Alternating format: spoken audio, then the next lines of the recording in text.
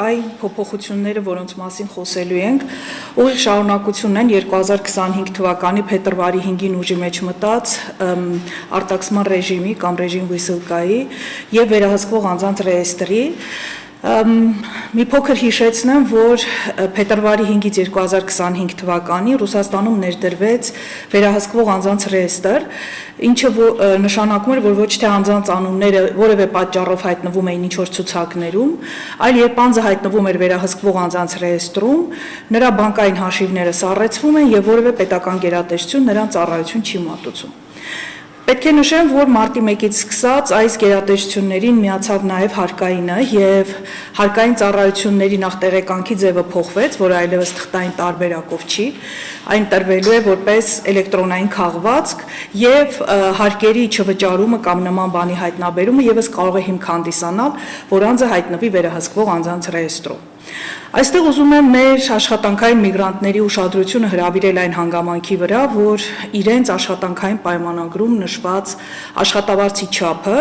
շատ էական նշանակություն ունի վերահսկվող անձանց ռեեստրում նրանց հայտնվելու հետ։ Ինչու՞։ Երբ մեր քաղաքացիները Ռուսաստանի Դաշնությունում կնքում են աշխատանքային պայմանագիր,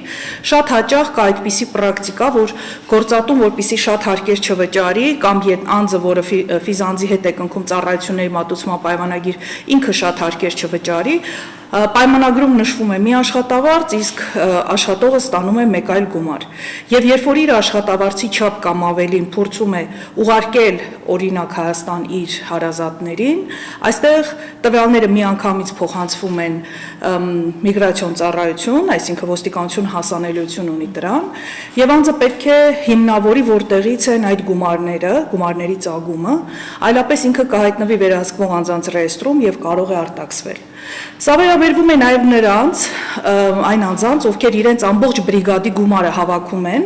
եւ մեկ ձեռքից, այսպես ասած, փոխանցում են բանկից բրիգադի անդամների ընտանիքներին։ Սա նույնպես կարող է հանգեցնել, որովհետև կստացվի, որ այդ մարդը իր ունեցած աշխատավարձից բազմակի անգամ մեծ գումար է փորձում փոխանցել, անգամ եթե տարբեր մարդկանց անուններով է դա անում, ուստի պետք է խնդրեմ, որ յուրաքանչյուրը իր գումարը փոխանցի, որպեսզի չհայտնվի այս խնդիրների առաջ եւ հետո չընկնի քաշքշուկների մեջ, երկար պարզաբանումներ տա, թե որտեղից են իր գումարների ծագումը, արդյոք դրանք կապ ունեն ահաբեկչական գումարների հետ, թե ոչ եւ այլն։ Այսինքն սա կարող է շատ լուրջ խնդրի առաջ կանգնեցնել, ուստի խնդրում եմ, որպեսզի այն աշխատավարձը, որը իրապես ստանալու եք, թող դա ֆիքսվի ձեր պայմանագրում եւ այո թող գործատուն հարկեր վճարի այդ գումարից, բայց դուք չունենաք որևէ խնդիր եւ կարողանաք հանգիստ ձեր գործունեությունը ծավալել Ռուսաստանի Դաշնությունում։ Մարտի 1-ից սկսած Դաշնային անվտանգության ծառայության կողմից կարող է նաև կապի օպերատորին կարող են դիմել կապի օպերատորին եւ անջատել միգրանտի հասանելիությունը հեռախոսի հասանելիությունը։ Սա էլ պայմանավորված նրանով, թե ինչ օրինակ հաղորդագրություններ կամ զանգեր կարող է անել տվյալ անձը, պետք է շատ զգույշ լինել այս հարցում եւս։ Այստեղ մի խնդիր կարող է ծագել, որ անգամ եթե դա լինի, չգիտեմ, թյուրիմացաբար, Մոսկվայում եւ Մոսկվայի մարզում շատ լուրջ խնդրի առաջ կկանգնի միգրանտը, որովհետեւ 2025 թվականի սեպտեմբերից Մոսկվայում եւ Մոսկվայի մարզում աշխատելու նպատակով մեկնող օտարերկրացիների, այդ թվում նաև Հայաստանի Հանրապետության քաղաքացիների համար միգրացիոն հաշվառման կանգնելու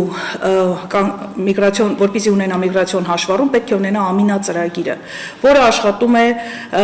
որը բջջային հավելված է եւ աշխատում է ինտերնետով եւ պարբերաբար թարմացումներ չանելու պարագայում անձը կարող է հայտնվել վերահսկվող անձանց ռեեստրում եւ հետագայում